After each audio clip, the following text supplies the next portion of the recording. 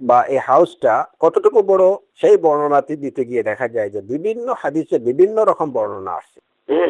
যেমন কোন হাদিসে রাসূল সাল্লাল্লাহু আলাইহি সাল্লাম বলছেন, হুয়া কামা বাইনাল মাদিনাতি ওয়া বাইতুল মাকদিস, বাইতুল মাকদিস এবং মদিনার মধ্যে দূরত্ব যতটুকু, ওই হাউসটা ততটুকু বড়। অন্য হাদিসে হুয়া কামা বাইনাল মাদিনাতি ওয়া ওমান ও আম্মান, মদিনা এবং ওমানের মধ্যে বা আম্মানের মধ্যে দূরত্ব যতটুকু অতটুকু বড়। অন্য বর্ণনায় হুয়া কামা বাইনাল মাদিনাতি ইলা সানআ, মদিনা থেকে সানা, ইয়েমেনের সানা পর্যন্ত যতটুকু দূরত্ব ততটুকু, এতটুকু দৈর্ঘ্য। অফি রিওয়ায়া হুয়া কামা বাইনা আইলা ইলা সানা, আইলা থেকে সানার দূরত্ব যতটুকু, হাউজের দূরত্ব ততটুকু। এবং আরো অনেক কি আছে, কোন হাদিসে কোন বর্ণনায় আছে কামা বাইনা জারবা ও আদরহ, জারবা এবং আজরহের মধ্যে যতটুকু দূরত্ব। এবং কোন হাদিসে মা বাইনাল কাবাতি ওয়া বাইতুল মাকদিস, কাবা এবং বাইতুল মুকাদ্দাসের মধ্যে যতটুকু দূরত্ব ততটুকু। তো এখন এখানে এই যে প্রশ্ন জাগতে পারে যে এটা আমরা বুঝলাম যে এটার দৈর্ঘ্য এবং প্রস্থ সমান, কিন্তু দৈর্ঘ্যটা বা প্রস্থটা কতটুকু? এই যে বিভিন্ন বর্ণনা, কোনটাতে আছে এই যে বাইনা জারবা ওয়া আদ্র, কোনটা বাইনা বাইনাল কাবাতি ওয়া বাইতুল মাকদিস, কোনটাতে আইলা ইলা সানা, কোনটাতে বাইনাল মাদিনা ওয়া বাইতুল মাকদিস, কোনটাতে বাইনাল মাদিনা ওয়া উম্মান, কোনটাতে বাইনাল মাদিনা ইলা সানা। এই যে একটা শহর যে যে যতগুলো বর্ণনা আসছে, দেখা যায় যে প্রত্যেকটা দূরত্ব আসলে সমান না। মদিনা এবং এই যে বাইতুল মাকদিসের মধ্যে দূরত্ব যতটুকু, মক্কা থেকে বাইতুল মাকদিসের দূরত্ব এর থেকে বেশি। আয়লা এবং সানার মধ্যে দূরত্ব যতটুকু, সানা এবং মদিনার মধ্যে দূরত্ব ততটুকু না, মানে অনেক। এবং এই এই যে পার্থক্যটা, এটা যে 2-4 মাইলের বা 2-4 কিলোমিটারের পার্থক্য সেটা না, অনেক বেশি পার্থক্য। এখন প্রশ্ন হচ্ছে যে এই যে ভিন্নতা কেন? এই হাউজের দূরত্ব সম্পর্কে রাসূলুল্লাহ সাল্লাল্লাহু আলাইহি ওয়াসাল্লাম থেকে বর্ণিত বিভিন্ন ধরনের বর্ণনা পাওয়া যায়, যেটার একটার সাথে আরেকটার কোনো মিল নেই। এই প্রশ্নের বা এই সংশয়ের জবাব আমরা কি দেব? উলামায়ে কেরামরা এই সংশয়ের জবাব কি দিয়েছেন? কথা হলো যে আসলে মূলত এটা কোনো সংশয়ের কারণ না বা কোনো প্রশ্নের বিষয় না। এই কারণে যে এক একজন সাহাবী যখন তাকে প্রশ্ন করছেন, এক এক এলাকার সাহাবী যখন প্রশ্ন করছেন, তখন তাকে বোঝানোর জন্য তার এলাকার নাম মেনশন করছেন। আমাদের, আমি উদাহরণস্বরূপ বলছি, আমাদের সৈয়দ ইমরান ভাইকে জিজ্ঞেস করা হলো যে আপনার বাড়ি থেকে সিরাজগঞ্জ জেলা সদরটা কতটুকু দূর? তখন উনি আমাকে এই বিষয়টা বোঝানোর জন্য বললেন যে ধরেন আপনার বাসা থেকে শর্মা বীজ যতটুকু ততটুকু।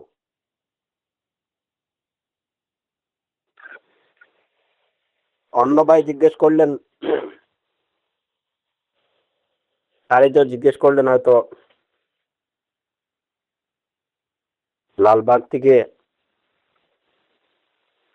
মহাখালী দূরত্ব কতটুকু?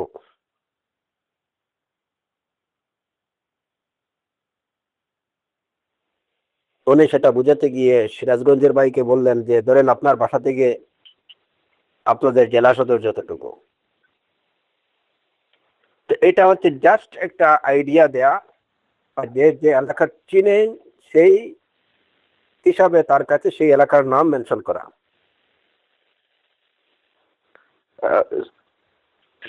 ইমরান ভাই,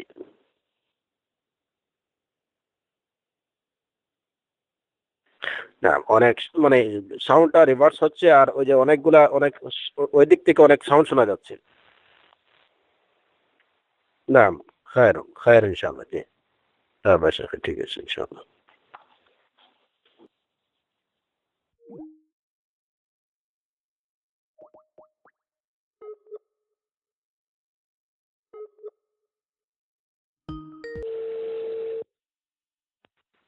না, আসসালামু আলাইকুম। না, এখন এখন ঠিক আছে আলহামদুলিল্লাহ, ঠিক আছে, জি। জাযাকাল্লাহু খাইরান। তো আমি যেটা বলছিলাম যে এই যে বিভিন্ন হাদিসে দূরত্বের সম্পর্কে যে ভিন্ন ভিন্ন বর্ণনা পাওয়া যায়, সেই বর্ণনার একটা কারণ মুহাদ্দিসিনে কেরাম, উলামায়ে কেরামরা ব্যাখ্যা করছেন যে এটা এই কারণে যে বিভিন্ন এলাকা থেকে লোকজন আসছে, তাদেরকে বোঝানোর জন্য তার এলাকার একটা দূরত্বের একটা মানে কথা, বা তার পরিচিত দুইটা এলাকার কথা বলে ওই দূরত্বটাকে বুঝিয়ে চেয়েছেন, যে এক্স্যাক্টলি ওই দূরত্বটুকু সেটা উদ্দেশ্য না। তাকরিব মকসুদ, উদ্দেশ্য, তাহদিদ মকসুদ না। তাকরিব মকসুদ কি? তাকরিব বলতে বোঝায় যে একটা কাছাকাছি একটা আইডিয়া দেয়া, মানে বিষয়টা বোঝানোর জন্য জাস্ট একটা আইডিয়া দেয়া, কিন্তু একদম সুনির্দিষ্ট ভাবে যে আয়না থেকে সনা যতটুকু, কিংবা মদিনা থেকে বাইতুল মাকদিস যতটুকু, কিংবা কাবা থেকে বাইতুল মাকদিস যতটুকু, মানে একদম এক্স্যাক্টলি এতটুকু দূরত্ব, এইটুকু বোঝানোর উদ্দেশ্য না। উদ্দেশ্য হচ্ছে যে ওইটা দুইটা শহরের মধ্যে যতটুকু দূরত্ব, এরকম একটা দূরত্ব বোঝানো, মানে জাস্ট ওই আইডিয়াটা দেয়, দুইটা শহরের মধ্যে যতটুকু দূরত্ব এতটুকু। এইটা হচ্ছে একটা ব্যাখ্যা। আরেকটা ব্যাখ্যা হচ্ছে যে রাসূলুল্লাহ সাল্লাল্লাহু আলাইহি ওয়াসাল্লাম ভিন্ন ভিন্ন সময়ে তাকে আল্লাহ আযজা ওয়া জাল্লা এই বিষয়গুলো জানাইছেন। প্রথমে হয়তো কম দূরত্ব বা এটার দৈর্ঘ্যটা কম ছিল, দৈর্ঘ্য প্রস্থ কম ছিল। আল্লাহ আযজা ওয়া জাল্লা পরে তাকে জানাইছে যে এটা আরো আরো আরো আরো বড় হয়েছে, এবং সেটা হওয়ারই সম্ভাবনা। কারণ উম্মত যত বাড়তে থাকবে সেই অনুপাতে রাসূলুল্লাহ সাল্লাল্লাহু আলাইহি ওয়াসাল্লামের হক বড় হবে, এটাই স্বাভাবিক। সুতরাং সে যে একটা সুনির্দিষ্ট আকারে থাকবে সেটা না। উম্মতে মুহাম্মদ সাল্লাল্লাহু আলাইহি ওয়াসাল্লামের যারা এই হাউজে অবতরণ করবে প্রত্যেকেই যেন স্বাচ্ছন্দ্যে পানি পান করতে পারে, সেই ব্যবস্থার জন্য এটাকে যতটুকু বড় করার, এটা ক্রমশ হয়তো বড় হচ্ছে। যে কারণে এক এক সময় তার দূরত্বের বিষয়ে রাসূল সাল্লাল্লাহু আলাইহি ওয়াসাল্লাম এক এক বর্ণনা দিয়েছেন। এটা হচ্ছে আরেকটা ব্যাখ্যা। সর্বোপরি এই ভিন্ন ভিন্ন ব্যাখ্যাটার উদ্দেশ্য এইটা নয় যে সুনির্দিষ্টভাবে দূরত্ব বর্ণনা করা, বরঞ্চ একটা আইডিয়া দেয়া। তবে এ বিষয়ে কোনো দ্বিমত নেই যে হাউসটা হবে এটা মানে 4 কোণা, এটার দৈর্ঘ্য প্রস্থ হবে সমান, 4টা কোণা তার সমান হবে। দৈর্ঘ্য কতটুকু হবে, প্রস্থ কতটুকু হবে এক্স্যাক্টলি সেটা আল্লাহু আ'লাম।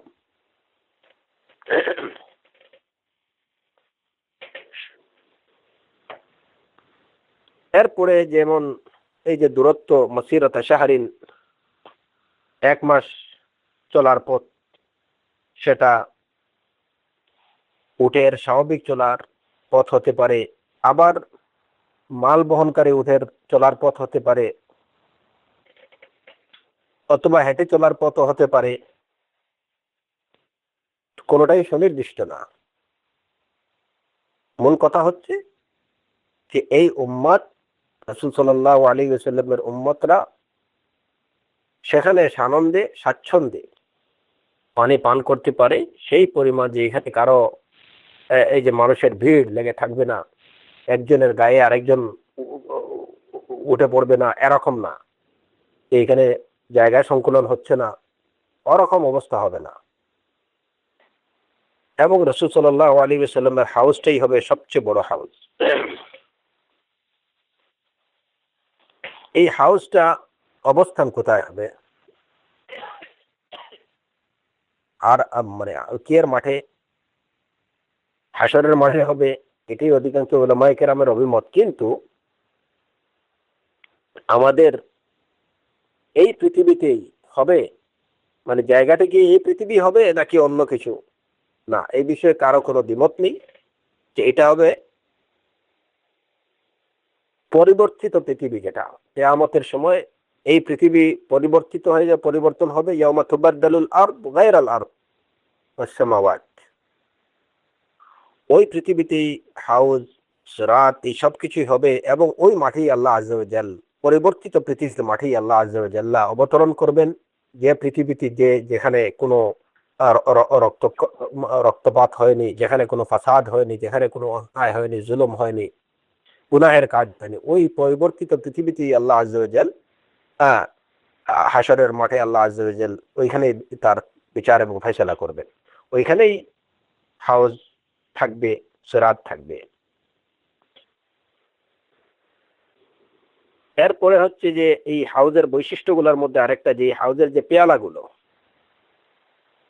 এই পেয়ালাগুলোর বৈশিষ্ট্য বর্ণনায় রাসূলুল্লাহ সাল্লাল্লাহু আলাইহি ওয়াসাল্লাম বলছেন, আনিয়াতুহু কানুজুমিস সামা, আনিয়াতুহু কানুজুমিস সামা, এর পেয়ালাগুলো হচ্ছে আকাশের তারকারাজির মতো। এই যে আর আকাশের তারকা রাজির মতো, এইটা দ্বারা দুইটা বিষয় বোঝানো হয়েছে। কানুজুমিস সামা, এটা দ্বারা দুইটা বিষয় বোঝা যায়। প্রথমত আর আকাশের তারকারাজি যেভাবে অসংখ্য, ঠিক তেমনি ভাবে পেয়ালার সংখ্যা হবে অসংখ্য। ওইটা নিয়ে, এক পেয়ালা নিয়ে কয়েকজনকে টানাহেসা করতে হবে না, টানাটানি করতে হবে না। অসংখ্য, হাত পাতলে হাতে পেয়ালা এঁটে যাবে। কানুজুমিস সামা, আকাশে যেভাবে তারকারাজি অসংখ্য, ঠিক তেমনি ভাবে হাউজের পেয়ালার সংখ্যা হবে অসংখ্য। আরেকটা বিষয় হচ্ছে যে ওই পেয়ালাগুলো যেমন আকাশের তারকাগুলো ঝলমল করে উজ্জ্বল, স্বচ্ছ ঝলমল, ঠিক তেমনি ভাবে ওই পেয়ালাগুলো হবে উজ্জ্বল, স্বচ্ছ ঝলমলে। কানুজানিয়াতুহু কানুজুমিস সামা।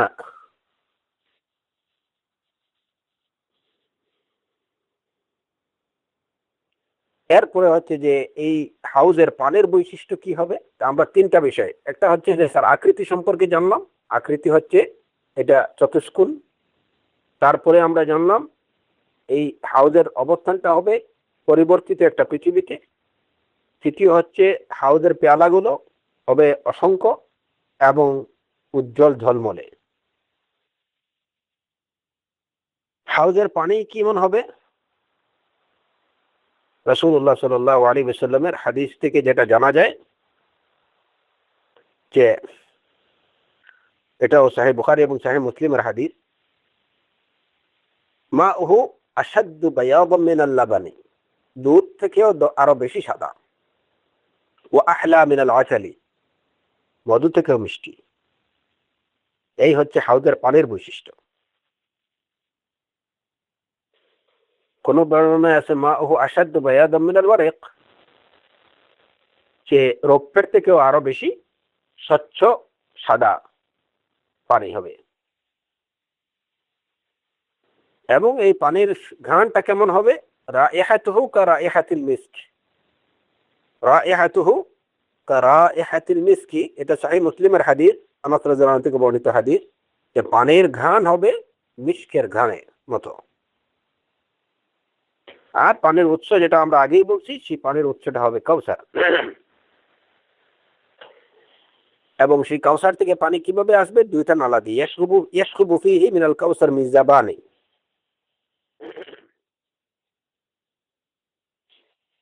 এই গেল দুইটা বিষয়। তারপরে যেটা যে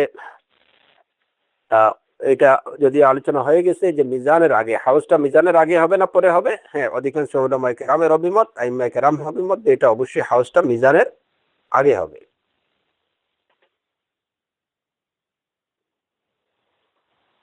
এই হাউস থেকে, হাউজের পানি থেকে যাদেরকে পানি পান করা থেকে যাদেরকে বিরত রাখা হবে, যাদেরকে তাড়িয়ে দেওয়া হবে,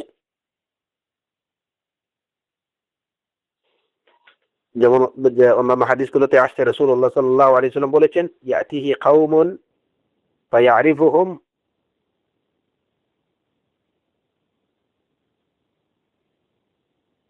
ফাইজাদুনা আনিল হাউজ, অনেক কিছু কিছু লোক আসবে, রাসূল সাল্লাল্লাহু আলাইহি ওয়াসাল্লাম যাদেরকে চিনবেন, কিন্তু তাদেরকে হাউস থেকে তাড়িয়ে দেওয়া হবে। রাসূল সাল্লাল্লাহু আলাইহি ওয়াসাল্লাম বলবেন, ইয়া রাব্বি উসাইহাবি উসাইহাবি আসহাবি আসহাবি। তো ওই সময় রাসূল সাল্লাল্লাহু আলাইহি ওয়াসাল্লামকে বলা হবে যে ইন্নাকা লা তাদরি মা আহদাসু বা'দাক। এই হাদিস থেকে আমরা জানলাম, আমি প্রথমেই মেনশন করেছি অনেকগুলো হাদিস, যেখান থেকে জানা যায় যে হাউস থেকে অনেকগুলো লোককে তাড়িয়ে দেওয়া হবে, যারা রাসূল সাল্লাল্লাহু আলাইহি ওয়াসাল্লামের পরে মুরতাদ হয়ে গেছে, কিংবা যারা ইনোভেট করেছে, ইহদাত বিদা করেছে। হ্যাঁ, এখন কথা হলো যে কোন সমস্ত লোকদেরকে তাড়িয়ে দেয়া হবে। এই বিষয়টা নিশ্চিত যে হাউস থেকে কিছু লোককে তাড়িয়ে দেওয়া হবে, পানি পান থেকে তাকে বিরত রাখা হবে, পানি পান করতে দেওয়া হবে না। এই বিরত রাখা, শেখ সালেহ আল শেখ হাফিজাহুল্লাহ বলছেন যে এই বিরত রাখাটা বা হাউস থেকে তাড়িয়ে দেওয়াটা এটা দুই প্রকার। একটা হচ্ছে আমভাবে তাড়িয়ে দেয়া, আমভাবে তাড়িয়ে দেয়া মানে সাধারণভাবে তাড়ানো হবে। সেই সাধারণভাবে কাদেরকে তাড়ানো হবে? যে রাসূল সাল্লাল্লাহু আলাইহি ওয়াসাল্লামের হাউজ এটাই হবে সবচেয়ে বড় হাউজ, এখানেই মানুষের ভিড় থাকবে সবচেয়ে বেশি, তো এটা দেখে অন্যান্য নবীর উম্মতরাও এই হাউজে চলে আসবে। তখন তাদেরকে এখান থেকে তাড়িয়ে দেওয়া হবে যে না, তোমরা তোমাদের নবীর হাউজে যাও। কোন বর্ণনায় আছে, এটা গ্রহণযোগ্য হাদিসে বর্ণনা দেখা যায় যে রাসূল সাল্লাল্লাহু আলাইহি ওয়াসাল্লাম নিজেই তাদেরকে তাড়িয়ে দেবেন। এই যে তাড়িয়ে দেওয়া হচ্ছে দুই কারণে। রাসূল রাহমাতুল্লিল আলামিন কেন তিনি তাড়িয়ে দেবেন প্রশ্ন আসতে পারে যে অন্য নবীর উম্মত না হয় চলেই আসলো আপনার হাউজে, তাহলে আপনি কি তাড়িয়ে দেবেন? রাসূল সাল্লাল্লাহু আলাইহি ওয়াসাল্লাম তাড়িয়ে দেবেন দুইটা কারণে। একটা হচ্ছে যে তার তার উম্মতের অধিকার আগে সংরক্ষণ করতে হবে তাকে, এক। দ্বিতীয় বিষয় হচ্ছে যে তাড়ানোর আরেকটা উদ্দেশ্য হলো যে ওই নবীও তিনিও গর্ব করতে চান যে দিকে আমার আমার হাউজের মধ্যে লোকজনের আগমন বেশি হবে, এখানে বেশি লোকজন আসবে। তো সেই উদ্দেশ্যে যে তোমরা তোমাদের নবীর ওইখানে যাও, কারণ তিনিও তার উম্মতকে দেখিয়ে উনি গর্ব করতে চান যে আমার হাউজেও আমার উম্মত অনেক আছে, অনেক আসছে, তোমরা এখানে কেন আসছো, তোমরা ওইখানে যাও। এই উদ্দেশ্যে তিনি তাড়িয়ে দেবেন, তাদেরকে তাড়িয়ে দেওয়া হবে। এটা হচ্ছে আমভাবে একটা সাধারণভাবে তাড়ানো। অন্যান্য নবী উম্মতদেরকে সেখান থেকে তাড়িয়ে দেওয়া হবে।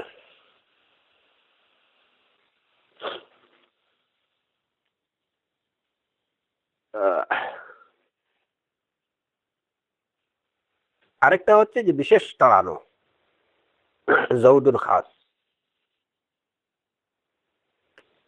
এই বিশেষভাবে যে সমস্ত লোককে রাসূল সাল্লাল্লাহু আলাইহি সাল্লামের উম্মতের মধ্যে হতে যে লোকগুলোকে তাড়িয়ে দেওয়া হবে, এই সংখ্যাটা হবে আসলে কম, খুব কম সংখ্যক লোককে তাড়িয়ে দেওয়া হবে।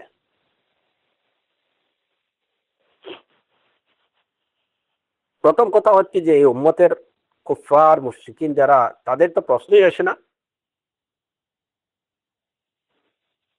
আর মুজলিমিন বা যারা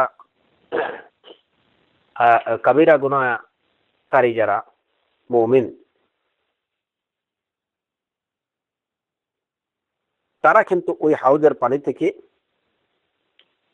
পানি পান থেকে বঞ্চিত হবে না। তো বঞ্চিত যারা হবে এই সংখ্যাটা হচ্ছে কম, পানি পানকারী সংখ্যাটাই হবে বেশি। এবং এই বিষয়টা জানা যায় রাসূল সাল্লাল্লাহু আলাইহি ওয়াসাল্লামের হাদিস থেকেই। কারণ দেখা যায় যে হাদিসে রাসূল সাল্লাল্লাহু আলাইহি ওয়াসাল্লাম বলছেন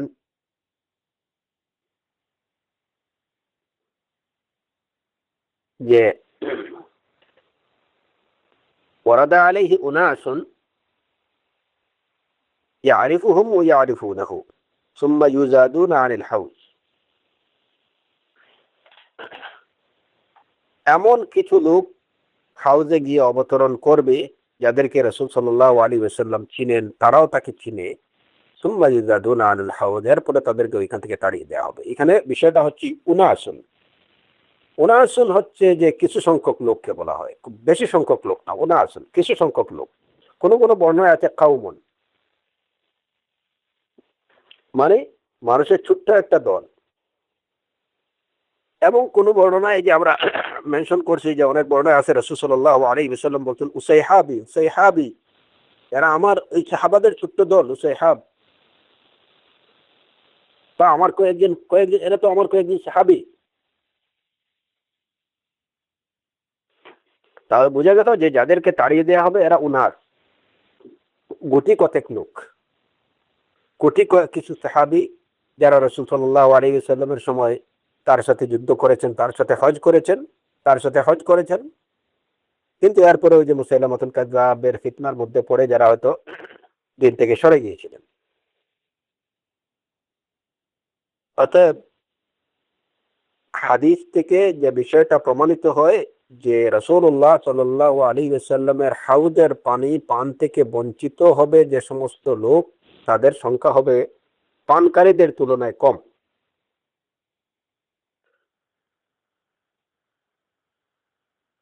এখন কথা হচ্ছে যে এরা কাদেরকে ওইখান থেকে, এই উম্মতের কাদেরকে হাউজের পানি থেকে পান করা থেকে তাড়িয়ে দেওয়া হবে, বঞ্চিত করা হবে।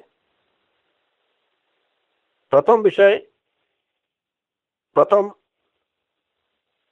কথা হলো যে এরা হলো ওই সমস্ত লোক সাহাবাদের মধ্যে হতে যারা রাসূল সাল্লাল্লাহু আলাইহি ওয়াসাল্লামের মৃত্যুর পরে যারা মুরতাদ হয়ে গেছিল, যারা মুসাইলামাতুল কাযযাবের অনুসরণ করছিল, কিংবা রাসূল সাল্লাল্লাহু আলাইহি ওয়াসাল্লামের পরে কুফর করছেন, এদের সংখ্যা হচ্ছে হাতে গোনা।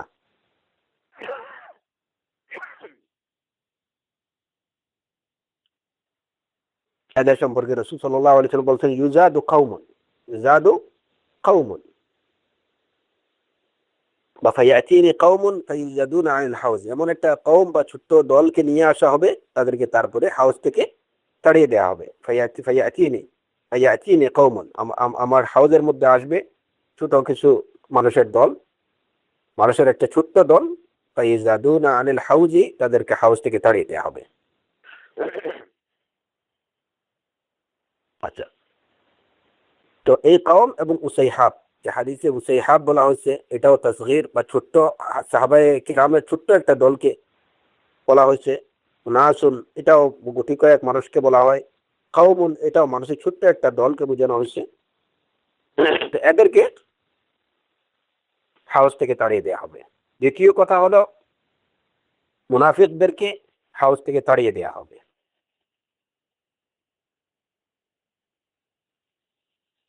রাসূল সাল্লাল্লাহু আলাইহি ওয়াসাল্লাম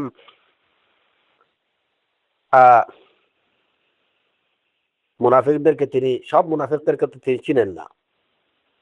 যেমন কোরআনে কারীমে সম্পর্কে আল্লাহ আযজা ওয়া জাল্লা বলছেন ওয়ালাউ নাশাউ লাআরাইনাকাহুম ফালাআরাফতাহুম বিসীমাহুম ওয়া লাতা'রিফান্নাহুম ফি লাহনিল কওল।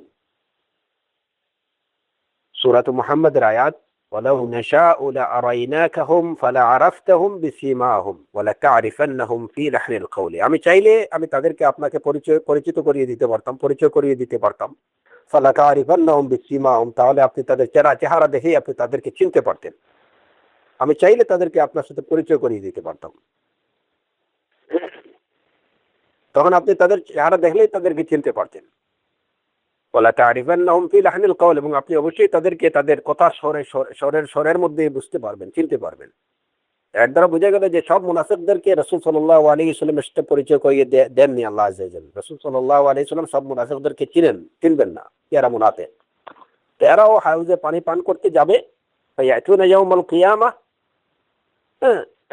তাদেরকে মুমিন মনে করা হবে, কিন্তু তখনই বলা হবে যে না, ইন্নাকা লা তাদরি মা আহদাসু বা'দাক, আপনি জানেন না আপনার পরে এরা কি করছে। এই বলে তাদেরকে তাড়িয়ে দেওয়া হবে। অথবা তাদের সম্পর্কে বলা হবে ইন্নাহুম লাম ইয়াজালু মুরতাদ্দিন আলা আদবারিহিম মুজ তারাকতাহুম, আপনি তাদেরকে রেখে আসার পরে তারা মুরতাদ হয়েছিল।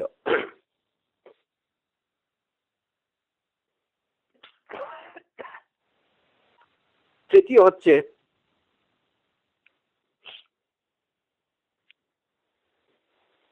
যারা দিনকে পরিবর্তন করবে বা দিনের মধ্যে নতুন কিছু, রাসূলুল্লাহ সাল্লাল্লাহু আলাইহি ওয়াসাল্লামের দিনের মধ্যে নতুন কিছু আবিষ্কার করবে, এরা মুরতাদ হতে পারে।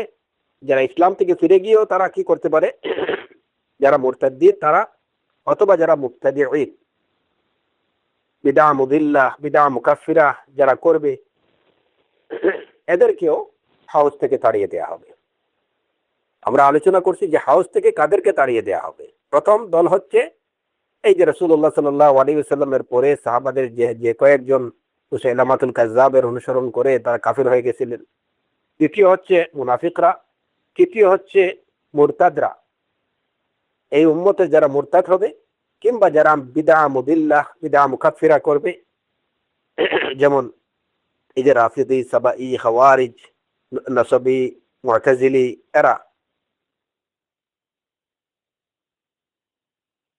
এদেরকে এখান থেকে তাড়িয়ে দেওয়া হবে। তো এই সবগুলো, এই তিন প্রকারের লোকরাই হাউদের পানি পান থেকে বঞ্চিত হবে।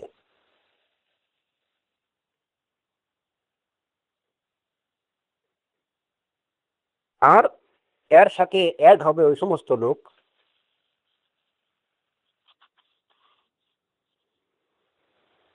যারা আল্লাহ সুবহানাহু ওয়া তাআলা সম্পর্কে মিথ্যা, বা দিন সম্পর্কে, যারা দিনের উপরে যারা মিথ্যা আরোপ করে, আল্লাহর প্রতি মিথ্যা আরোপ করে।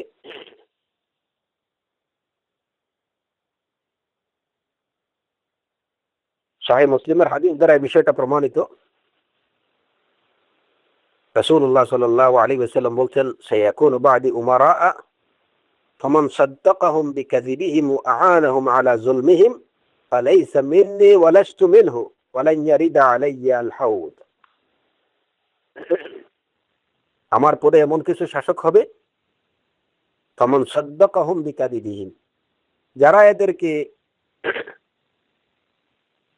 মানে সত্য বলবে, এরা মিথ্যাচারী হওয়া সত্ত্বেও যারা তাদেরকে সত্য বলবে, তাদেরকে তাদের জুলমের কাজে সহযোগিতা করবে, ফালাইসা মিন্নি, এরা আমার থেকে না এবং তাদের সাথে আমার কোনো সম্পর্ক নেই।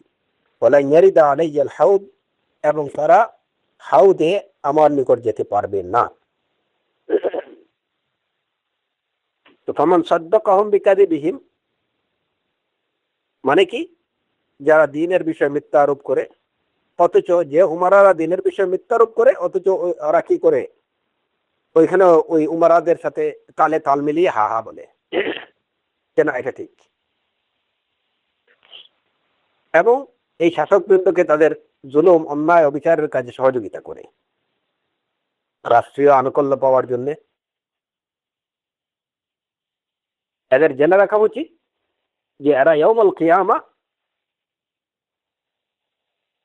প্রচন্ড তৃষ্ণার, যখন তারা তৃষ্ণার্ত থাকবে, পিপাসার্ত থাকবে, তখন হাউজের পানি তাদের ভাগ্যে জুটবে না।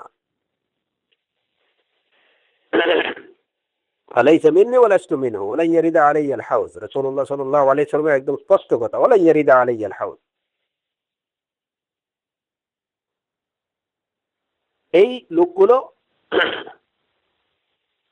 মূলত এই চার ক্যাটাগরির লোক হাউজের পানি থেকে বঞ্চিত থাকবে, পানি পান থেকে বঞ্চিত থাকবে। মুবতাদিঈন যারা দ্বীনের মধ্যে বিভিন্ন ধরনের দ্বীনের নামে, এরাও কিন্তু আসলে এই ক্যাটাগরির মধ্যে, মানে মিথ্যারোপ করা, দ্বীনের উপরে দ্বীন সম্পর্কে মিথ্যারোপ করা, যেটা দ্বীনের মধ্যে নাই সেটাকে দ্বীন বলে চালিয়ে দেয়, এটা হচ্ছে দ্বীনের উপরে মিথ্যারোপ করা।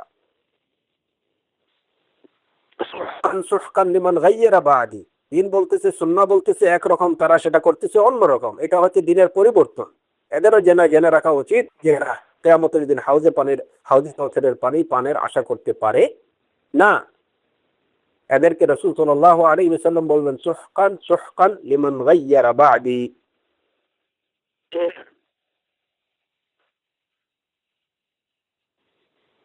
অতএব কুফার, মুশরিকিন, মুনাফিকিন এবং মুবতাদিঈন,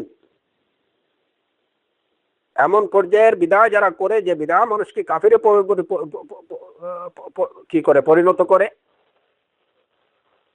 যে বিদআ মানুষকে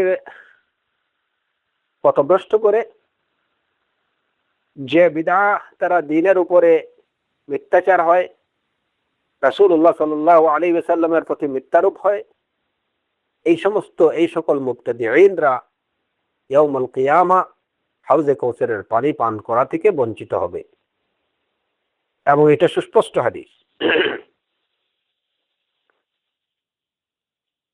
এরপরে যে বিষয়টা আমরা কি করছিলাম, যে হাউজের বিষয়টাকে অস্বীকার, আহলে সুন্নাহ ওয়াল জামাতের কেউ, সবাই হাউজের উপরে বিশ্বাস করেন। রাসূলুল্লাহ সাল্লাল্লাহু আলাইহি ওয়াসাল্লামের জন্য হাউজ থাকবে, এই হাউজের এই বৈশিষ্ট্য হবে। কিন্তু এই যে মুবতাদিঈনদের মধ্যেই মুতাজিলিরা, খাওয়ারিজরা, রাফিদিরা, এরা এটাকে অস্বীকার করে, কিন্তু এদের অস্বীকার করার কারণটা ভিন্ন।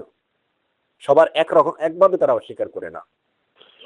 মুতাজিলিরা, খাওয়ারিজ, রাফিদারা সবাই একভাবে হাউজকে অস্বীকার করে না। অস্বীকার করে বটে, কিন্তু অস্বীকার করার স্টাইলটা ভিন্ন। যেমন মুতাজিলিরা, তারা একদম টোটালি হাউজকে অস্বীকার করে, যে না, হাউজ বলতে আসলে কিছু নেই।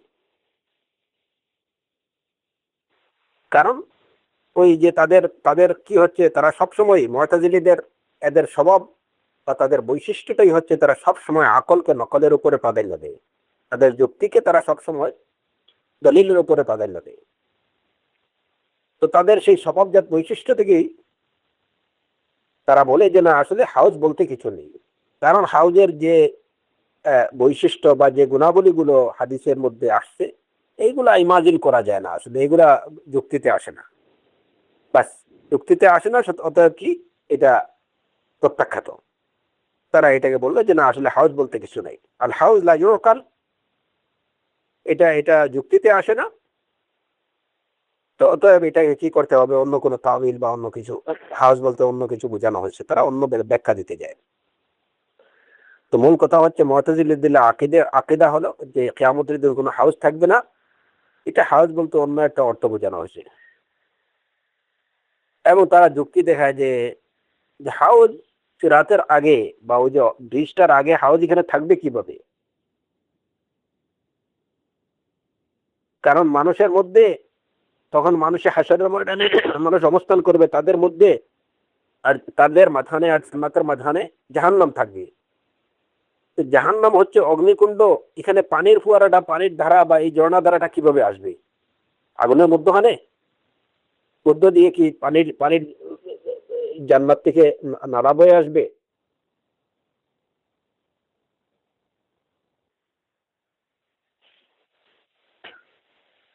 এটা হতে পারে না। মোট কথা হচ্ছে যে তাদের বিবেক বা তাদের যুক্তি এটাকে ধরে না। অতএব যেটা তাদের যুক্তি ধরবে না, ওইটাকেই তারা অস্বীকার করবে। এটাই হচ্ছে তাদের বৈশিষ্ট্য। তো আর এছাড়া এই যে মুতাজিলিদের তাদের আরেকটা এটা বৈশিষ্ট্য হলো যে তারা গাইবী বিষয়গুলোকে, শুধু এই সিরাতের বিষয় না, হ্যাঁ, তারা গাইবী অনেকগুলো বিষয়কেই অস্বীকার করে। মিজান মিজানকেও তারা অস্বীকার করে, সিরাতকেও তারা অস্বীকার করে।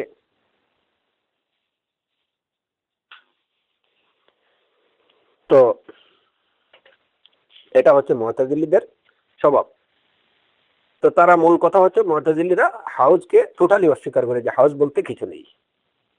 খাওয়ারিজ এবং রাফিদা, তাদের অস্বীকার করার কিটা হলো অন্যরকম, ভিন্ন। তারা হাউজ আছে, কিয়ামতের দিন হাউজ থাকবে, এটাকে তারা স্বীকার করে। কিন্তু সমস্যাটা হয়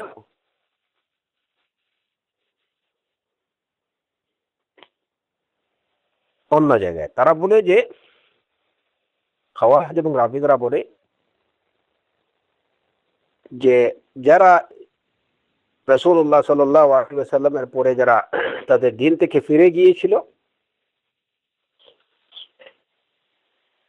কুফরে কুফরের দিকে, ইসলাম ছেড়ে কুফরে অবলম্বন করছিল, এরা হাউজে অবতরণ করতে পারবে না এবং এরা পানি পান করতে পারবে না। এরা কারা? এরা হলো খাওয়ারিজ এবং রাফিজাদের বক্তব্য হলো যে এরা হচ্ছে সাহাবায়ে কেরাম,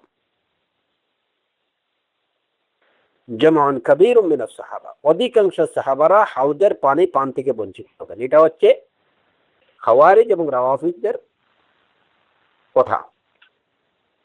তারা হাউজ মানে, কিন্তু কথা হলো যে বেশিরভাগ সাহাবায়ে কেরাম হাউজের পানি পান করতে পারবেন না, তারা পানি পান থেকে বঞ্চিত থাকবেন।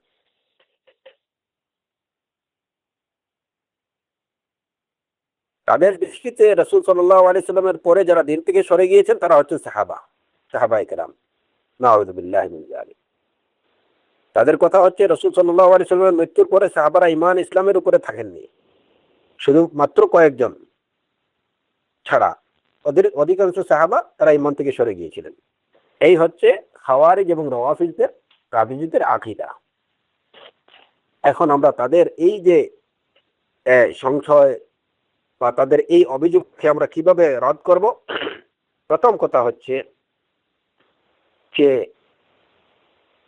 যাদেরকে হাউজের পানি পান থেকে বঞ্চিত করা হবে বা তাড়িয়ে দেওয়া হবে, আমরা আগেই বলেছি যে এরা সংখ্যায় হবেন কম।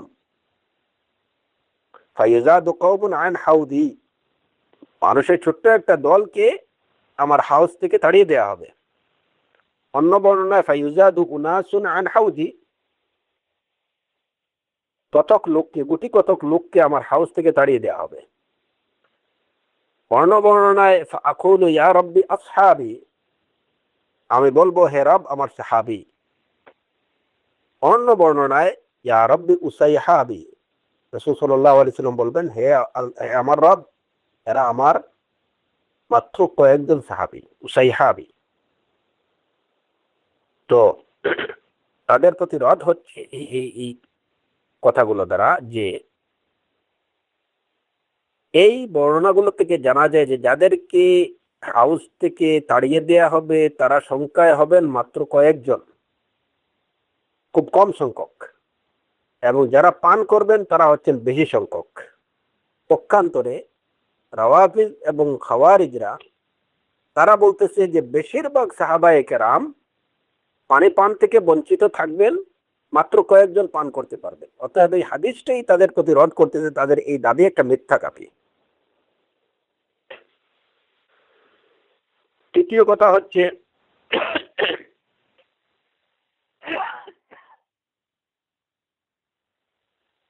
যে রাসূলুল্লাহ সাল্লাল্লাহু আলাইহি ওয়াসাল্লাম থেকে হাউস সম্পর্কিত যে হাদিসগুলো বর্ণনা করছেন, যারা এই হাউস সম্পর্কিত হাদিস বর্ণনা করছেন রাফিজিরা মনে করতেছে যে এরাই, তাদের দৃষ্টিতে এরা হচ্ছেন কাফির। অথচ হাউস সম্পর্কিত হাদিস বর্ণনাকারী সাহাবীর সংখ্যাও তো অনেক, যারা 50-এর অধিক, তারা বলতেছে যে তারা কুফর করছেন।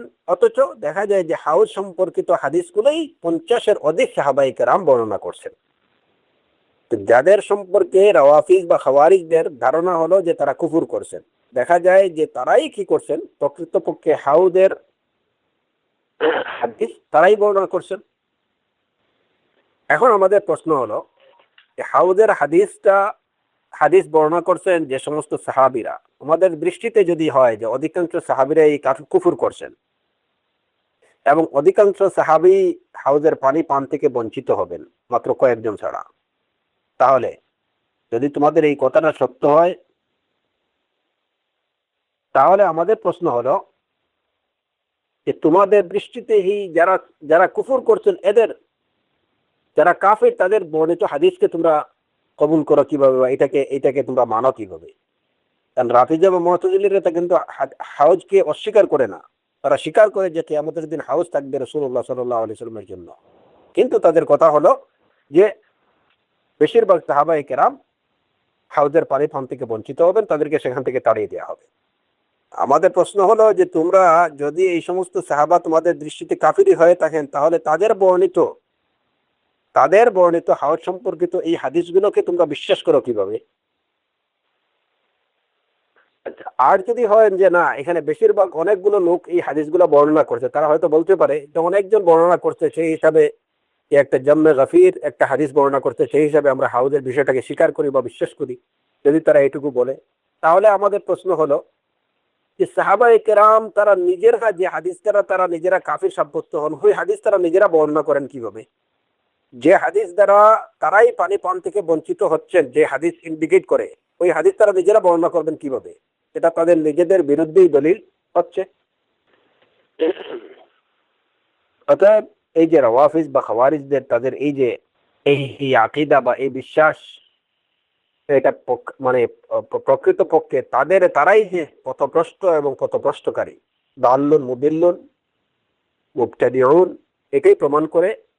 এবং তারাই মূলত যারা সাল্লাল্লাহু আলাইহি ওয়াসাল্লামের হাউস থেকে যাদেরকে তাড়িয়ে দেওয়া হবে, এদের মধ্যে এই রাওয়াফিজ এবং খাওয়ারিজরা অন্যতম, মুতাজিলিরা অন্যতম।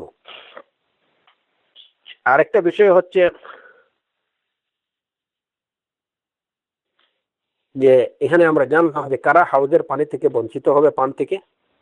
হাউজের পানি পানের সৌভাগ্য অর্জনের জন্য কি করতে হবে? রাসূলুল্লাহ সাল্লাল্লাহু আলাইহি ওয়াসাল্লামের হাউজে কাউসারের পানি পানের সৌভাগ্য লাভের জন্য কি করতে হবে, কি করণীয়? হাদিস থেকে যে সমস্ত বিষয়গুলো প্রমাণিত হয়, যে এর মধ্যে অন্যতম বিষয় হচ্ছে যে অবশ্যই মুমিন মুসলিম হওয়ার পাশাপাশি দিনের মধ্যে কোনো ধরনের ইনোভেট কোনো কিছু ইনোভেট করা যাবে না, আবিষ্কার করা যাবে না, যেটা রাসূলুল্লাহ সাল্লাল্লাহু আলাইহি ওয়াসাল্লামের সময় ছিল না দিনের মধ্যে। সেটা আকীদাগত কোনো বিষয় হোক, অথবা ইলমি কোনো বিষয় হোক, অথবা কাজগত কোনো কর্মগত কোনো বিষয় হোক, এরকম কোনো কিছু যেটা রাসূল সাল্লাল্লাহু আলাইহি ওয়াসাল্লামের সময় ছিল না, ওই সময় যেটা দিন ছিল না, পরবর্তীতে ওই রকম কোনো বিশ্বাস, কোনো কাজ, কোনো কথাকে দিনের অন্তর্ভুক্ত করা যাবে না। তাহলে আশা করা যায় যদি ওই দিনের উপরে রাসূল সাল্লাল্লাহু আলাইহি সাল্লামের রেখে যাওয়া দিনের উপরে যদি কেউ অটল অবিচল থাকে, ওইটার মধ্যে কোনো ধরনের পরিবর্তন বিবর্তন বা বিকৃতি না করে, তাহলে আশা করা যায় সে হাউদের পানের সৌভাগ্য অর্জন করতে পারবে।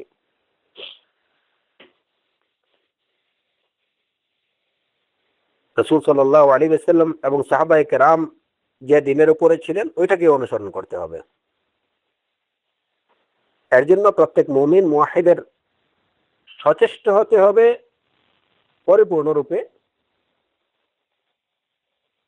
যে তাদের পদাঙ্ক রাসূল সাল্লাল্লাহু আলাইহি ওয়াসাল্লাম এবং তারপরে সাহাবায়ে কেরামের পদাঙ্ক হুবহু অনুসরণ করা, কোনো ধরনের পরিবর্তন ছাড়া। দ্বিতীয় কাজ হচ্ছে সাহাবায়ে কেরামদের প্রতি মনের মধ্যে কোনো রকমের হিংসা বা বিদ্বেষ পোষণ করা যাবে না। এই যে যেটা রাওয়াফিদ বা খাওয়ারিজরা করে থাকে, তারপরে শিয়ারা করে থাকে, সাহাবায়ে কেরামদের প্রতি তাদের প্রচন্ড ঘৃণা, প্রচন্ড বিদ্বেষ, প্রচন্ড হিংসা পোষণ করে থাকে, এরা অবশ্যই হাউজের পানের সৌভাগ্য অর্জন করতে পারবে না। হাউজের পানি পানের সৌভাগ্য অর্জন করতে হলে অন্তর থেকে সাহাবায়ে কেরামদের প্রতি যদি কোনো মানে সামান্যতম কোনো হিংসা বিদ্বেষ কিংবা ঘৃণা মনে থাকে, তাহলে সেটাকে একদম পরিষ্কার করে দিতে হবে। সাহাবায়ে কেরামদের প্রতি ভালোবাসা অন্তরে পোষণ করতে হবে, তাদের প্রতি সম্মান মুহাব্বা পোষণ করতে হবে। এবং আরেক তৃতীয় বিষয় হলো দিনের মধ্যে কোনো ধরনের বানোয়াট কোনো কিছু মানে বা নতুন কিছু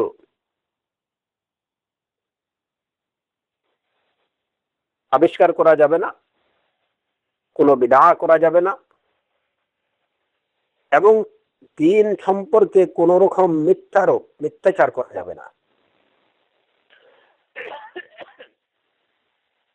দিনের উপরে দিনের বিষয়ে, কোরআন এবং সুন্নাহর বিষয়ে কোনো অপবাদ দেয়া যাবে না। যেমন যদি কেউ বলে যে ইসলামে হজের বিষয়টা এটা খুব বাজে একটা বিষয়, এটা যুক্তিসঙ্গত না, বর্তমান সময়ের জন্য এটা ঠিক না, কিংবা ইসলামে ফরাইজ বন্টনের যে নিয়মগুলো সেখানে নারীদের প্রতি অত্যাচার করা হচ্ছে, ইসলামে হিজাবের বিষয়টা নারীদেরকে সেকেলে বানিয়ে রাখার একটা কি প্রচেষ্টা, এরকম কোনো কথাবার্তা কেউ যদি জেনে শুনে বুঝে দিনের উপরে এরকম কোনো অপবাদ আরোপ করে, তাহলে নিশ্চিতভাবে তাদের জেনে রাখা উচিত যে ইয়াউমাল কিয়ামা, যখন সূর্য মাথার উপরে থাকবে, পানির পিপাসায় যখন প্রাণ একদম যায় অবস্থা, তখন তারা এক ফোঁটা পানি পানের সুযোগ পাবে না।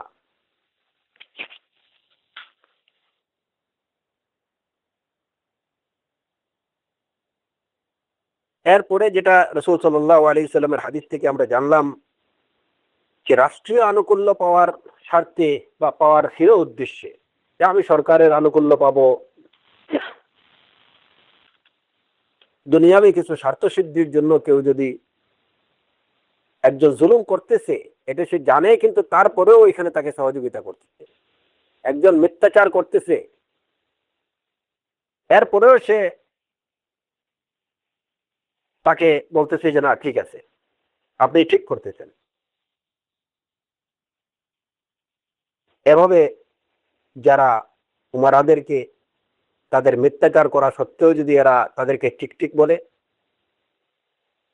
তাদের অত্যাচারে, অবিচারে, অন্যায়ে যদি সহযোগিতা করে, তাহলে তাদেরও যে হারা উচিত যে হ্যাঁ, আপনি দুনিয়াতে হয়তো কিছু স্বার্থ সিদ্ধি করতে পারবেন, আপনার কিছু স্বার্থ হাসিল হবে, দুনিয়ায় কিছু সম্পদ আপনি কামাতে পারবেন, এটা ঠিক, কিন্তু ইয়াউমাল কিয়ামা আপনি হাউজে কাউসারের পানি পানের আশা করতে পারবেন না। অতএব হাউজে কাউসারের পানি পানের সৌভাগ্য অর্জনের জন্য এরকম কাজ থেকে বিরত থাকতে হবে। অন্যায়কে অন্যায় বলতে হবে, এবং কমপক্ষে কাউকে কোনো জুলুমে সহযোগিতা করা যাবে না, মন্দ কাজে কাউকে কোনো রকম সহযোগিতা করা যাবে না। কেউ মিথ্যাচার করছে, হ্যাঁ, তাকে তার যে মিথ্যাচারে তাকে ঠিক ঠিক বলা যাবে না যে না আপনি যেটা করছেন ঠিক বলছেন, এরকম করা যাবে না। মিথ্যাকে মিথ্যা বলতে হবে, সত্যকে সত্য বলতে হবে, ভালো কাজে সহযোগিতা করতে হবে, এবং মন্দ মন্দ কাজে নাহি আনিল মুনকার করতে হবে। সেটা আপনি যেভাবে পারেন, আপনি হাত দিয়ে পারেন, মুখ দিয়ে পারেন, অন্তর দিয়ে পারেন, সেটা আপনার হিকমা অনুযায়ী, সময় সুযোগ অনুযায়ী, হ্যাঁ, আপনি সেটা করবেন। কিন্তু দুনিয়াবি স্বার্থ লাভের জন্য যদি এটা থেকে কেউ বিরত থাকে, তাহলে তারা হাউজের পানি পান থেকে বঞ্চিত হবে। এবং সবর করতে হবে।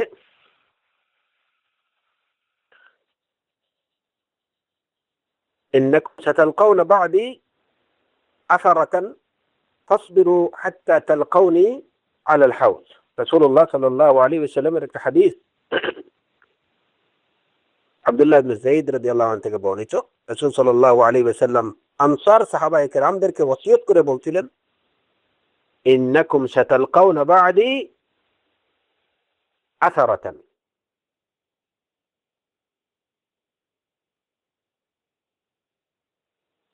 আসারাত হচ্ছে যে তোমরা আমার পরে এমন কিছু লোকের সম্মুখীন হবে যারা আসারাতান, যারা অন্যের হক নিজেরা নিয়ে নেয়।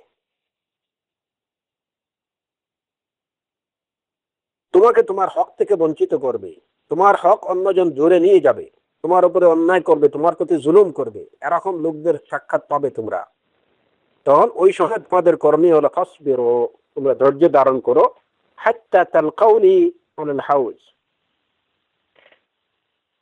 যতক্ষণ না হাউজে আমার সাথে তোমাদের মোলাকাত হয়। তাহলে বোঝা গেল যদি আপনার প্রতি কেউ জুলুম করে এবং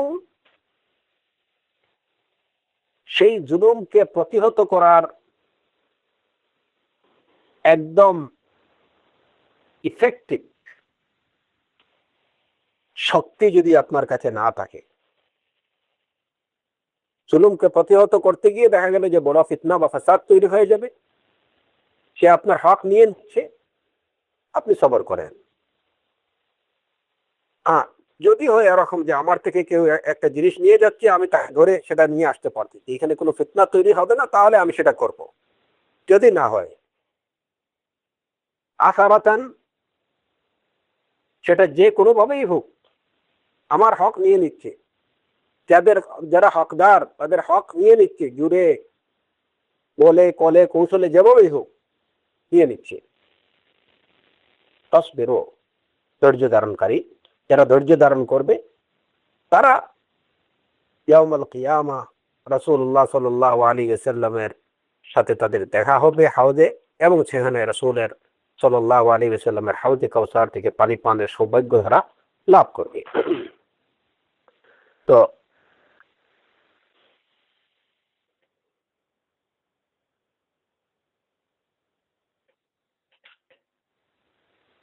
এবং 5 নম্বর যে বিষয়টা, সেটা হচ্ছে যে আপনি যদি হাউজে কাউসারের পানি পানের সৌভাগ্য অর্জন করতে চান, তাহলে কবিরা গুনাহ থেকে, এবং বিশেষ করে কবিরা গুনাহের উপরে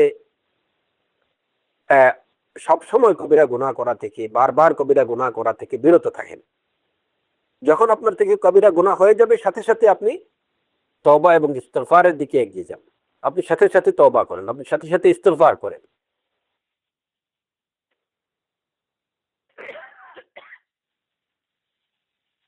তাহলে হ্যাঁ, মুমিন মুসলিম থেকে কবিরা গুনাহ হতে পারে, কিন্তু মুমিনের, মুসলমানের বৈশিষ্ট্য হওয়া উচিত যে যখন তাদের থেকে কোনো গুনাহ হয়ে যাবে, সাথে সাথে সে আল্লাহর কাছে ফিরে যাবে, আল্লাহর কাছে ক্ষমা প্রার্থনা করবে, ইস্তেগফার করবে। আর যদি কেউ সেটা না করে, তাহলে বলা যায় না সে হয়তো ওই ক্যাটাগরির অন্তর্ভুক্ত হয়ে যাবে যাদের সম্পর্কে বলা হচ্ছে ইন্নাকা লা তাদরি মা আহদাসু বাদাক। আপনি জানেন না আপনার পরে তারা কি আবিষ্কার করছে দিনের মধ্যে। তো কি আবিষ্কার করছে এই ক্যাটাগরিতে কিভাবে পড়বে দেখেন। কারণ রাসূলুল্লাহ সাল্লাল্লাহু আলাইহি ওয়াসাল্লামের শিক্ষা ছিল এবং সাহাবায়ে কেরামের আদর্শ ছিল, তিনি যে আদর্শের উপরে তার সাহাবাদেরকে রেখে গেছেন, যে দিনের উপরে রাসূল সাল্লাল্লাহু আলাইহি ওয়াসাল্লাম তার উম্মতকে রেখে গেছিলেন, সেই দিনটা ছিল এরকম যে ওই দিনে কেউ যদি, কোনো বান্দা যদি গুনাহ করে, কবিরা গুনাহ করে ফেলে কিংবা যে কোনো গুনাহ করে ফেলে, সাথে সাথে আল্লাহর কাছে ইস্তেগফার করবে।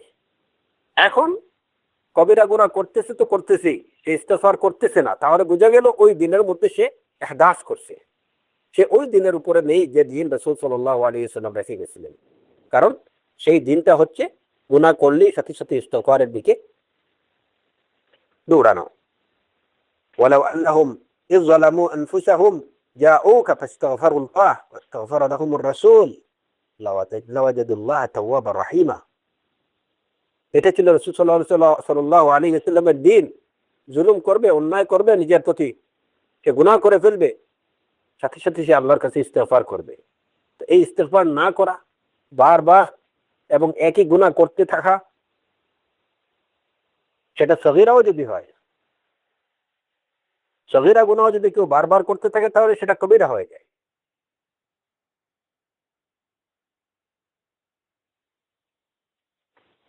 তো ইস্তেগফার, গুনাহের পরে ইস্তেগফার না করা, এটা হচ্ছে ইহদাস, দিনের মধ্যে দিনকে পরিবর্তন করে ফেলা। অতএব ওই ক্যাটাগরিতে সে অন্তর্ভুক্ত হয়ে যেতে পারে। এর জন্য কবিরা গুনাহ করার সাথে সাথে বা যে কোনো গুনাহ করার সাথে সাথে আল্লাহ আযজা ওয়া জাল্লার কাছে তওবা করা, ইস্তেগফার করা, এই বৈশিষ্ট্যের অধিকারী যারা, আশা করা যায় যে তারা অবশ্যই ইয়াউমুল কিয়ামা হাউজে কাউসারের পানি পানের সৌভাগ্য অর্জন করতে পারবেন।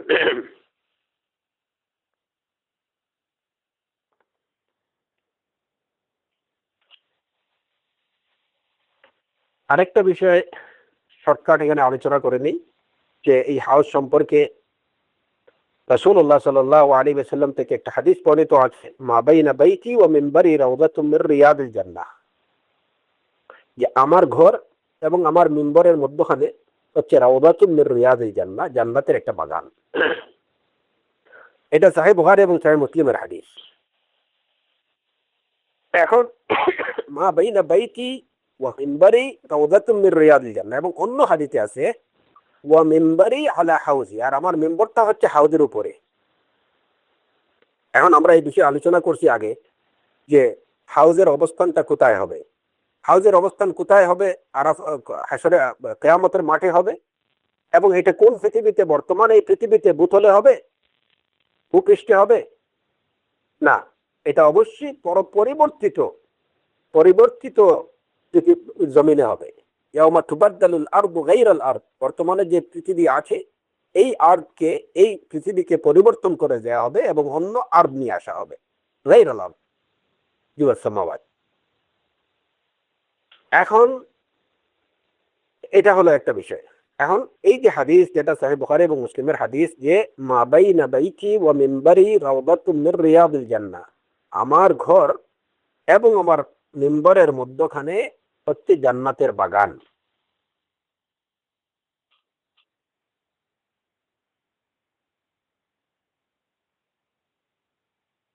কোন কোন বর্ণনায় আপনারা দেখবেন যে এখানে মাবাইনা বাইতির পরিবর্তে মাবাইনা কাবরি ও মিম্বারি রাউদাতুম মির রিয়াদিল জান্নাহ এটা বলা আছে।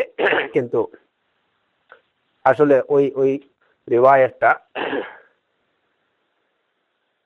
এটা প্রমাণিত না বা এটা বিশুদ্ধ না। আর যদি আমরা ওইটাকে বিশুদ্ধ বলি তাহলেও এটা বলবো যে এটা বর্ণনাকারী তার অর্থের দিক থেকে বর্ণনা করছেন, কারণ রাসূল সাল্লাল্লাহু আলাইহি ওয়াসাল্লামের গড়েই তাকে কবর দেওয়া হয়েছে, সেই হিসাবে মাবাইনা বাইতির পরিবর্তে কাবরি বলা হয়েছে। নতুবা যখন রাসূলুল্লাহ সাল্লাল্লাহু আলাইহি ওয়াসাল্লাম এই হাদিস বলছেন তখন তো এখানে কোনো কবর ছিল না, তাহলে তিনি কিভাবে বলবেন মাবাইনা কাবরি ও মিম্বারি রাউদাতুম মির রিয়াদিল জান্নাহ। হ্যাঁ, এই বিষয়ে যে আরেকটা বিষয় জেনে রাখেন যে এই হাদিস কেন এটাকে আমরা প্রমাণিত বলি না, যেখানে আছে মাবাইনা কাবরি আমার কবর এবং আমার মেম্বারের মধ্যখান হচ্ছে রাউদাতুম মির রিয়াদিল জান্নাহ, জান্নাতের একটা বাগান। এটা কেন আমরা এটাকে প্রমাণিত বা বিশুদ্ধ বলি না? এর কারণ হচ্ছে যে প্রথম কথা হচ্ছে যে রাসূলুল্লাহ সাল্লাল্লাহু আলাইহি ওয়াসাল্লাম যখন এটা বলছেন তখন তো তাহলে তিনি মৃত্যুবরণ করেননি। তিনি হাদিস যখন বলতেছেন তখন তো ওইখানে কবর নেই, তাহলে তিনি কিভাবে বলবেন মাবাইনা কাবরি? আচ্ছা, এখন যদি কেউ বলে যে না, রাসূল সাল্লাল্লাহু আলাইহি ওয়াসাল্লাম বলছেন যে ওইটা ওইটা ওইখানে ওই ঘরেই তার কবর হবে, যদি তিনি ওইটাকে কবরই বলতেন, তার ঘরটাকে যদি কবর যদি বলেই যেতেন, তাহলে তার মৃত্যুর পরে সাহাবায়ে কেরাম এই নিয়ে তাদের মধ্যে কেন মানে দ্বিধাদ্বন্দ্ব ছিল যে তাকে কোথায় কবর দেবেন?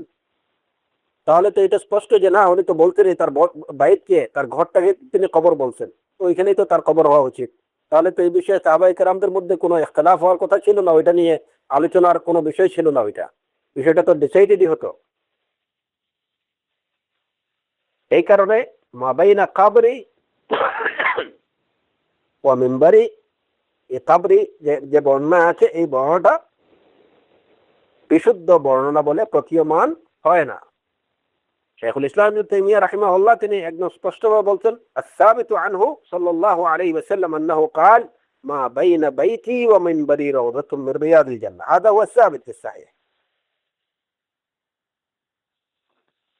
যেটা রাসূল সাল্লাল্লাহু আলাইহি ওয়াসাল্লাম থেকে বিশুদ্ধভাবে প্রমাণিত সেটা হচ্ছে মা বাইনা বাইতি ওয়া মিনবারি রাওদাতুম মির রিয়াদিল জান্নাহ, আমার ঘর এবং আমার মিম্বরের মধ্যখানে এটা হচ্ছে রাউদাতুম মির রিয়াদিল জান্নাহ। এখন যে বিষয়টা আমরা বলতে চেয়েছিলাম যে এটা কি আক্ষরিক করতে যে বর্তমানে রাসূলুল্লাহ সাল্লাল্লাহু আলাইহি ওয়াসাল্লামের ঘর মানে তার যে কবর, এবং এই বাইত বলতে কোন বাইত? বাইত আয়েশা রাদিয়াল্লাহু আনহা, কারণ আয়েশা রাদিয়াল্লাহু আনহার ঘরেই তাকে কবর দেওয়া হয়েছে,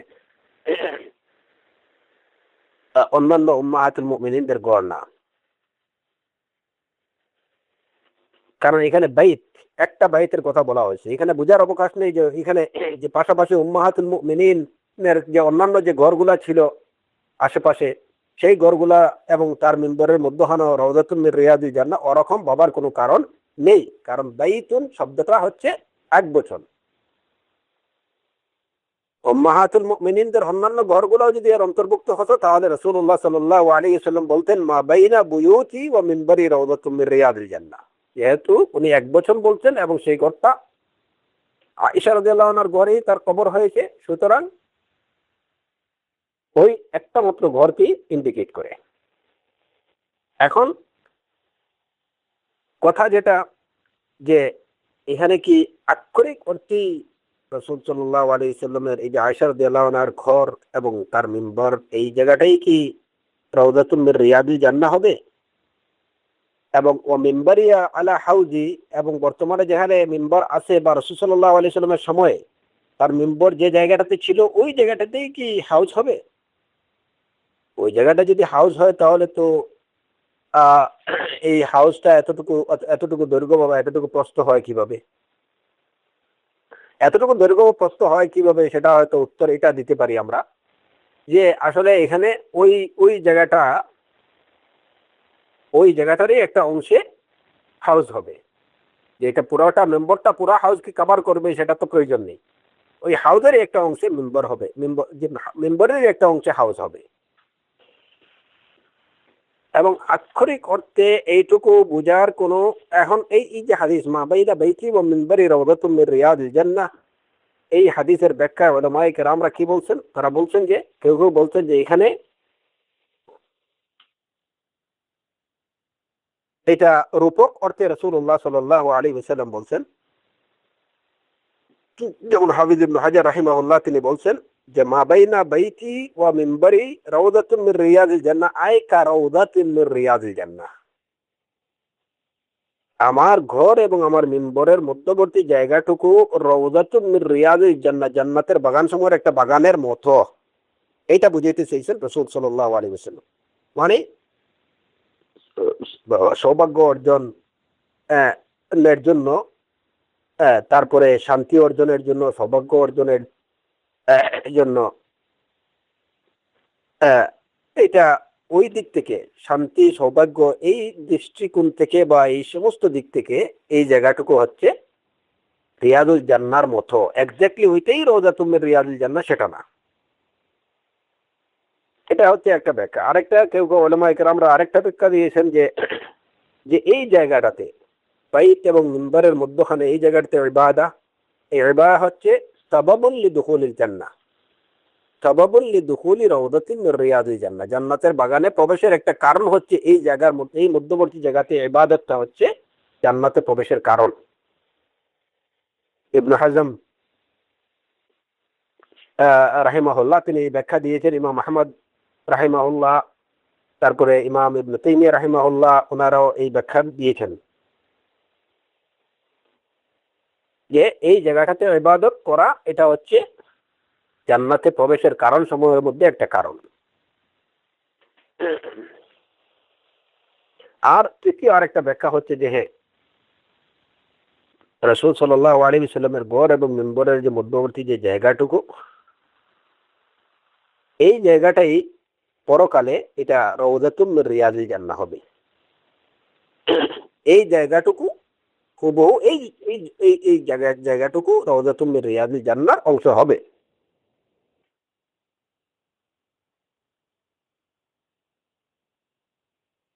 তো এই তিনটা ব্যাখ্যাই এই বিষয়ে উলামায়ে কেরামদের থেকে পাওয়া যায়।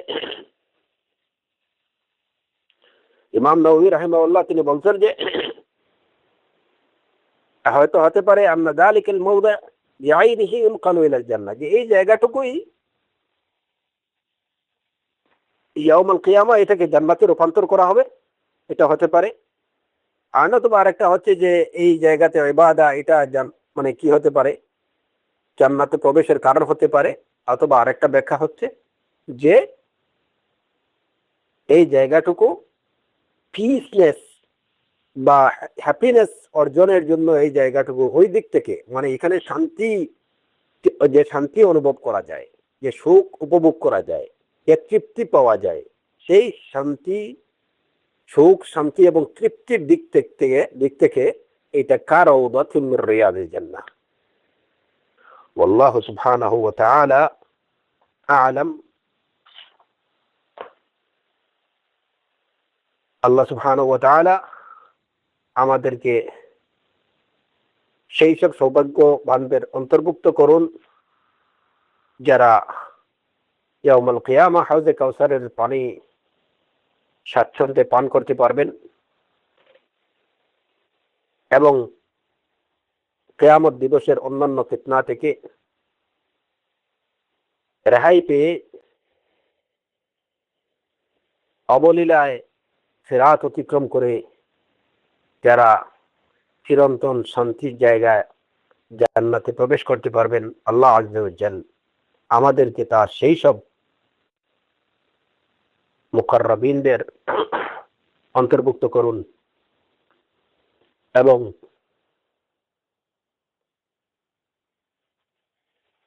আমাদেরকে তার সেই সব প্রিয় বান্দাদের অন্তর্ভুক্ত করুন। আল্লাহ আযজা ওয়া জাল আমাদেরকে কেন কাউসারের পানি পান থেকে মাহরুম না করেন, তার আসমায়ে হুসনা এবং সিফাতে উলার ওসিলা দিয়ে আমরা তার কাছে তা থেকে পানা চাচ্ছি, আশ্রয় চাচ্ছি এবং তার আসমায়ে হুসনা এবং সিফাতে উলার ওসিলা দিয়ে আল্লাহ আযজা ওয়া জাল্লার কাছে প্রার্থনা করছি আল্লাহ তাআলা আমাদের প্রত্যেককেই জান্নাতুল ফিরদাউসের অধিকারী হওয়ার তৌফিক দিন এবং আমাদেরকে তার নবীর হাউজে কাউসার থেকে পানি পানের সৌভাগ্য অর্জনের তৌফিক দান করুন। ওয়া আখিরু দাওয়ানা আনিল হামদুলিল্লাহি রাব্বিল আলামিন ওয়া সাল্লাল্লাহু আলা নাবিয়িনা মুহাম্মদ ওয়া আলা আলিহি ওয়া সাহবিহি আজমাইন।